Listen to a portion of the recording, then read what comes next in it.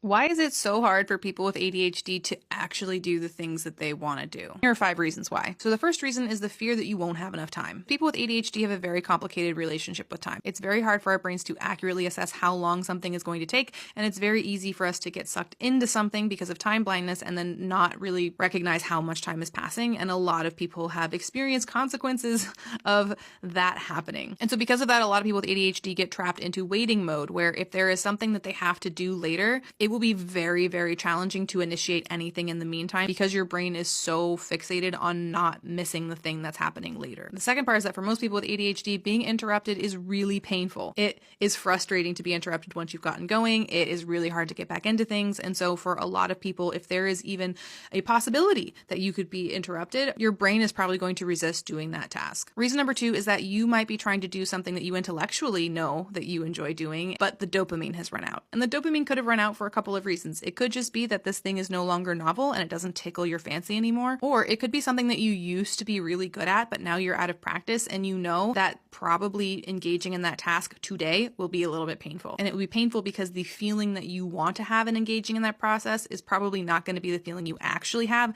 until you are back into practice. Reason number 3, and this is particularly relevant right now in this current time in history, is hypervigilance. A lot of people with ADHD just at baseline are in a constant hypervigilant state where you're constantly looking out for threats. You're constantly trying to figure out what you forgot because you know that your attention isn't very good. And so that can keep people in a constant freeze state. And so if that's something that you've always struggled with in your life, and right now you're very stressed about the current political climate, it's very easy to not engage in things you enjoy doing because your brain goes, we have to look for threats. We have to look for threats. We have to go scroll and make sure that there's not any new headlines that we really, really have to get absorbed in. And so it can be super hard and super painful to pull away when our brain is telling us that there's more important things that we need to be looking out for. Number 4 is burnout. You need dopamine in order to feel motivated, in order to initiate a task. But if you are in burnout, you do not have dopamine. You do not have enough, right? And you're probably feeling a deficit on energy as well. And most things that are fun and rewarding and help us feel secure in our sense of self require energy. And so if you are tired and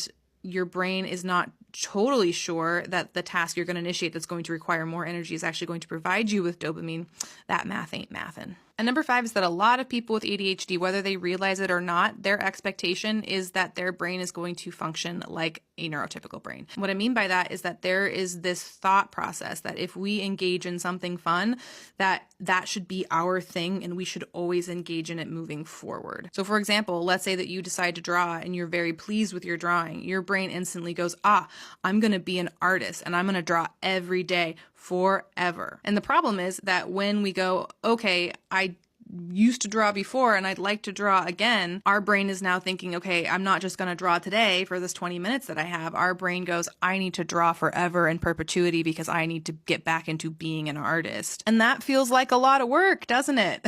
That's a barrier. And then when we can't keep up with that expectation, when we draw for 3 days and then we stop drawing because I don't know, we get busy or it just doesn't sound appealing or we're tired, then we get frustrated with ourselves about it. And it creates even more of a wall between us and doing something that would be fun and rewarding. Try to fight the urge to serialize everything that you do and just focus on what sounds good to do today and don't think beyond it. Anyway, I hope this helps.